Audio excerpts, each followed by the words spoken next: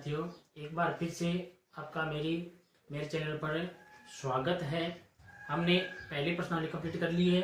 अब हम दूसरी प्रश्नावली पढ़ेंगे। दूसरी प्रश्नावली में से एक नंबर का सवाल आता है और एक 2 नंबर का सवाल आता है। 1.1 यानी 2.1 और 2.2 में से आपको 1 नंबर का सवाल आएगा और 2.3 में से आपके 2 नंबर का सवाल आने की पूरी संभावना है।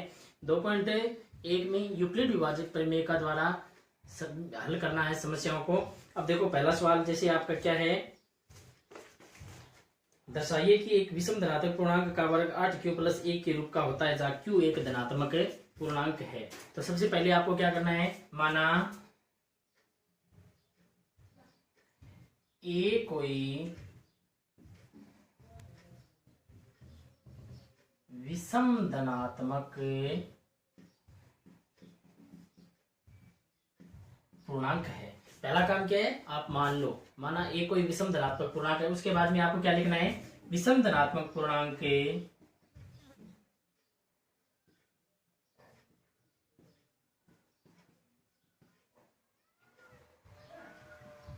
4m + 1 के रूप का हो सकता है।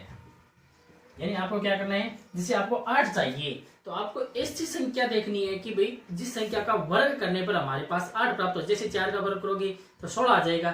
16 में से मैं 8 कॉमन ले सकता हूँ। तो इस हिसाब से आपको मानना है। अब विषम धनात्मक पूर्णांक 4m + 1 के रूप का हो सकता है। आपको दिया गया है कि वर्ग करना है, तो इसलिए आपको क्या करना है, a = 4m + 1 वर्ग करना है। सवाल में दिया गया है तो दोनों तरफ क्या कर दो, वर्ग कर दो। दोनों तरफ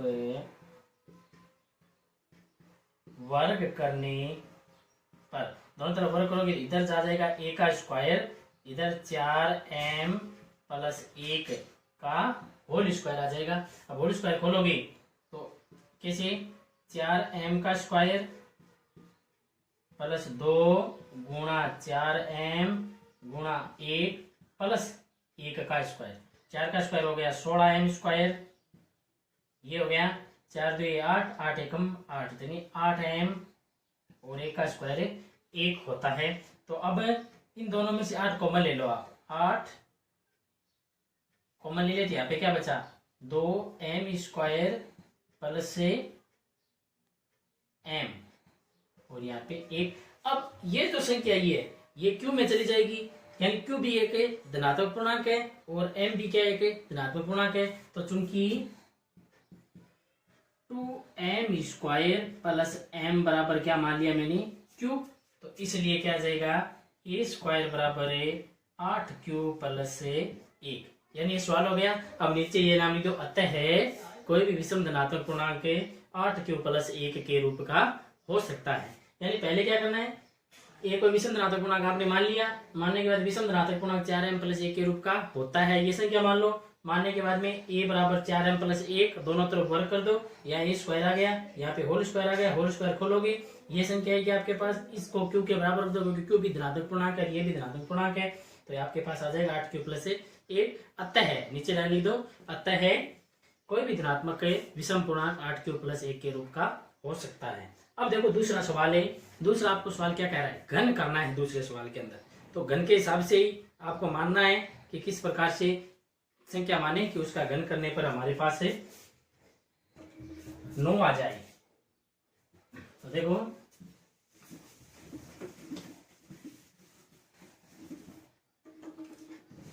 दूसरा क्या कह रहा है सवाल है, दूसरा सवाल आपको कह रहा है, यूक्लिड विभाजक प्रमेय का द्वारा दर्शाइए कि किसी भी धनात्मक पूर्णांक का घन 9q या 9q + 1 या 9q + 8 के रूप का होता है जहां q एक पूर्णांक संख्या है। तो आपको क्या करना है, माना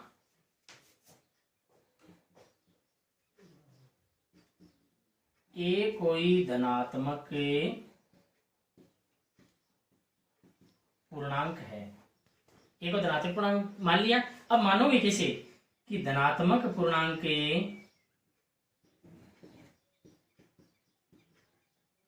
यानी आपको चाहिए 9q, तो 3 मानो, 3 का घन 27 हो जाएगा। 27 में हम कॉमन ले सकते हैं। धनात्मक पूर्णांक 3m या 3m + 1 या 3m प्लस 2 के रूप में हो सकता है।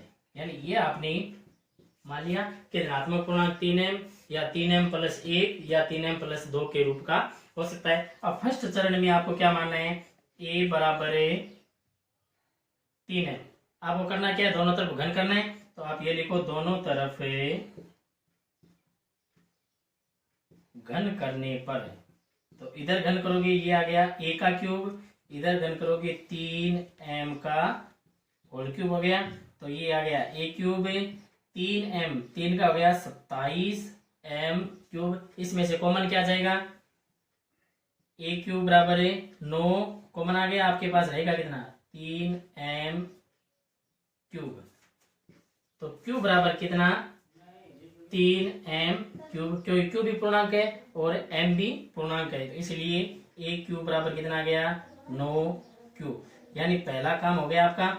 दूसरा a बराबर मानो अब 3m प्लस 1 है। सेकंड में आप मान लो a बराबर 3m प्लस 1, वही काम, दोनों तरफ घन कर दो। इधर तो आ गया a क्यूब, इधर 3m प्लस 1 का होल क्यूब हो गया। अब a प्लस बी का होल क्यूब का फॉर्मूला क्या होता है, a प्लस बी का फॉर्मूला मैं यहाँ लिख देता हूँ, a प्लस बी का होल क्यूब ये हो गया a की cube plus 3 ab a plus b और प्लस बी का क्यूब, ये सूत्र होता है। इस सूत्र में मान रख दो आप, मान रखते ही आपके पास है, यानी दूसरा स्टेप भी आ जाएगा।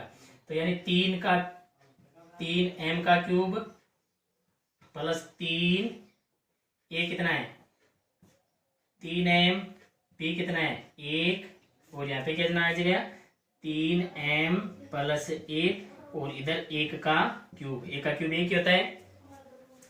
तो a क्यूब बराबर कितना आ जाएगा 3 का 27 m क्यूब प्लस ये 9 m आ गया, 9m को 9 से 3 से गुणा करोगे 9 3 27m, ये आ गया 27m स्क्वायर, ये 3 3 9 9 को 1 से, यानी ये आ गया 9m प्लस 1। फिर से इनमें से कितना कॉमन आ रहा है 9 कॉमन आ रहा है, तो a क्यूब बराबर आ गया आपके पास 9 कॉमन ले लिया, यहाँ पे रह जाएगा 3m cube 3m square plus m और यहाँ पर 1। यानी ये किस में चला जाएगा, क्यू में चला जाएगा, क्योंकि ये भी पूर्णांक संख्या है और क्यू भी एक पूर्णांक है। तो इसलिए a क्यूब बराबर आपके पास कितना आ जाएगा 9 क्यूब प्लस 1, तो आ गया। अब आगे आप लिख सकते हो इसी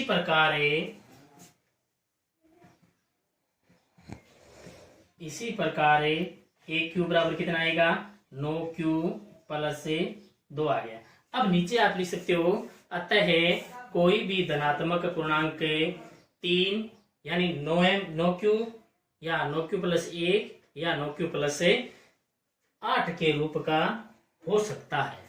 दूसरा सवाल भी समझ में आ गया। पहला काम, a कोई धनात्मक पूर्णांक है, धनात्मक पूर्णांक 3m या 3m प्लस 1 या 3m प्लस 2 के रूप का हो सकता है। a बराबर पहले स्टेप में a बराबर 3m मान लो, दोनों तरफ घन कर दो, a के क्यूब बराबर आपके पास आ जाएगा 27m क्यूब, a क्यूब बराबर आ जाएगा 9 कॉमन आ गया, 3m क्यूब यहाँ पे रह गया, तो ये किस में चला जाएगा क्यूब में चला जाएगा, तो a क्यूब बराबर 9 क्यूब आ गया, a बराबर 3m, यानी सेकंड स्टेप के अंदर ये ले लो, दोनों तरफ घन करो, ये फॉर्मूला है उसका घन करने का, ये फॉर्मूला है, ये पूरा किस में चला जाएगा क्यू में, एक आपके पास है ही। इसी प्रकार लिख के a क्यूब बराबर 9 क्यूब प्लस 2 ये लिख दिया। नीचे ये लाइन लिख दो कि अतः है कोई भी धनात्मक पूर्णांक 9 क्यूब या 9 क्यूब प्लस 1 या 9 क्यूब प्लस 8 के रूप में हो सकता है। 8 यहाँ पे 8 है, 9 क्यूब प्लस 8 के रूप में हो सकता है। बस समझ में आ गया। तीसरा सवाल,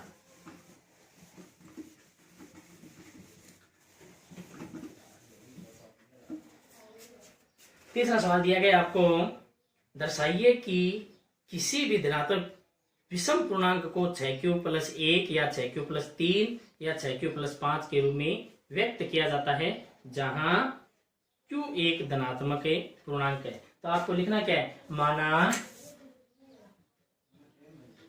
ए कोई धनात्मक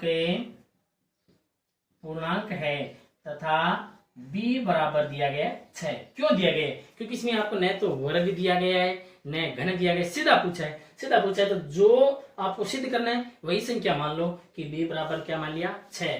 तो इसलिए यूक्लिड विभाजन प्रमेयिका से यूक्लिड प्रमेयिका क्या है? a बराबर कितना आ जाएगा 6q प्लस r।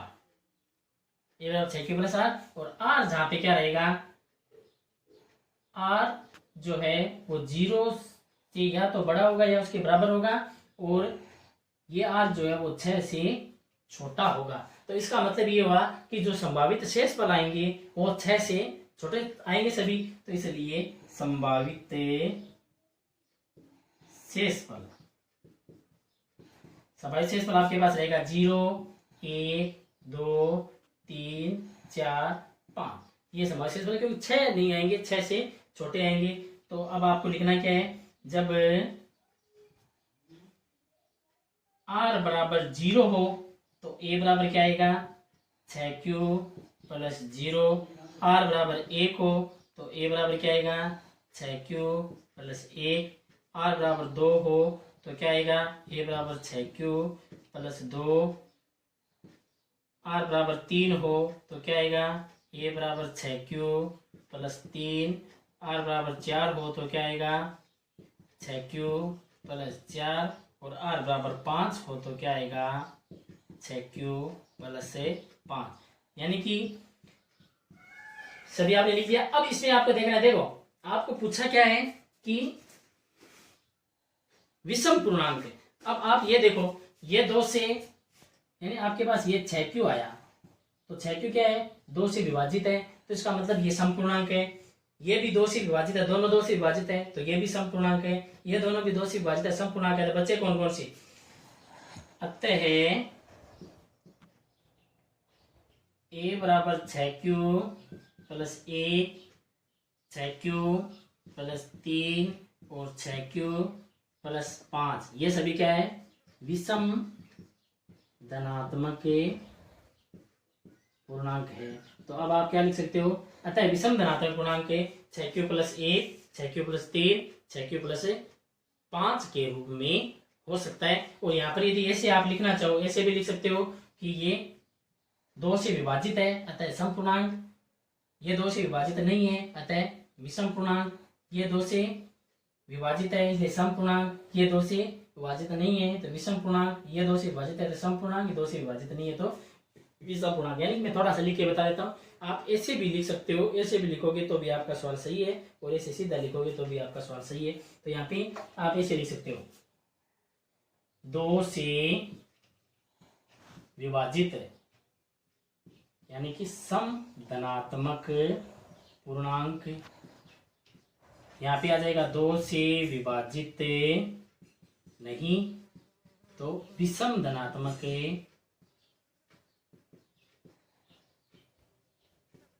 पूर्णांक। यानी कि ऐसे ये 2 से विभाजित एक को छोड़कर एक 2 से विभाजित है तो सम धनात्मक पूर्णांक, 2 से विभाजित नहीं है तो विषम धनात्मक पूर्णांक। नीचे वो संख्या लिख दो, अतः विषम धनात्मक पूर्णांक 6q प्लस 1 या 6q प्लस 3 या 6q प्लस 5 के रूप का हो सकता है। यानी इस प्रकार से आप कर लेना। आगे चौथा सवाल आपको क्या कह रहा है, देखो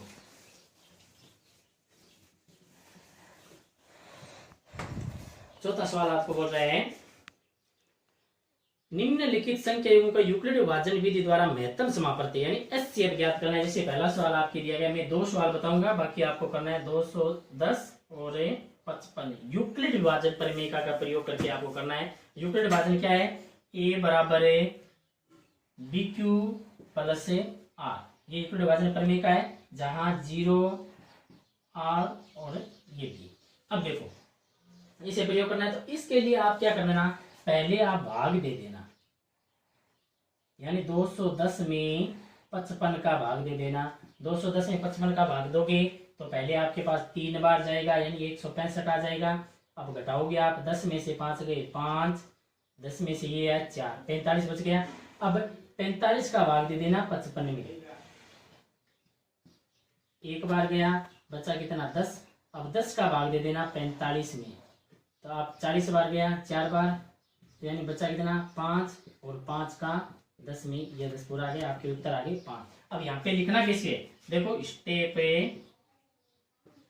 फर्स्ट में 210 पहले, ये 210 आ गया।